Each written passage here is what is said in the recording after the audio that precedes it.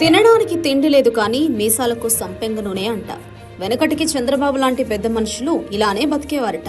ఖజానా ఖాళీ అంటూ ఏపీ ప్రజలకు ఇచ్చిన హామీని కూడా అమలు చేయని పెద్ద మనిషి ఇప్పుడు తన గ్రాఫిక్స్ రాజధానిపై రోజుకో గాసిప్ పుట్టిస్తూ ప్రజల చెవుల్లో పిచ్చి పూలు పెట్టేస్తున్నారని సోషల్ మీడియాలో నెటిజన్లు ఆడిపోసుకుంటున్నారు. సంక్షేమం అమలు చేయడానికే డబ్బులు లేవని చంద్రబాబు చేతులెత్తేశారు.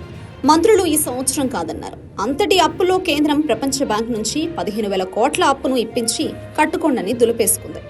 మళ్లీ అప్పే ఉండడంతో చంద్రబాబు సర్కార్ అమరావతిపై ఎలా ముందుకెళ్లాలో తెలియక మళ్లగుల్లాలో పడుతోంది. ఇంతటి క్లిష్ట సమయంలో అమరావతిపై పచ్చ మీడియా మళ్లీ పిచ్చిరాతలు మొదలుపెట్టింది.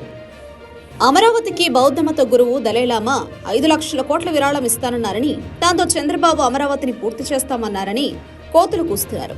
దలైలామానే చైనా దెబ్బకు మన దేశం వచ్చి తలదాచుకుంటున్నారు. ఆయనని ఆశ్రయం పొందుతున్నారు. అలాంటి ఆయన వద్ద 5 లక్షల కోట్లున్నాయంటే ఒట్టి భ్రమ. ఓ సన్యాసి అమరావతికి ఈ భారీ విరాళం ఇస్తున్నాడని పచ్చ మీడియా పిచ్చి కూతలు కూస్తోంది. మరోసారి అమరావతిపై మోసం చేసేందుకు రెడీ అయింది.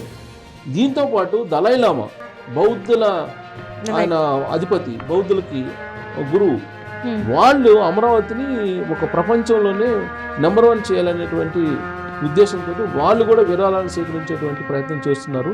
5 లక్షల కోట్ల రూపాయలు విరాళాన్ని సేకరించడానికి వాళ్ళు సిద్ధమవుతున్నారని కూడా ఒకటి వినిపిస్తుంది.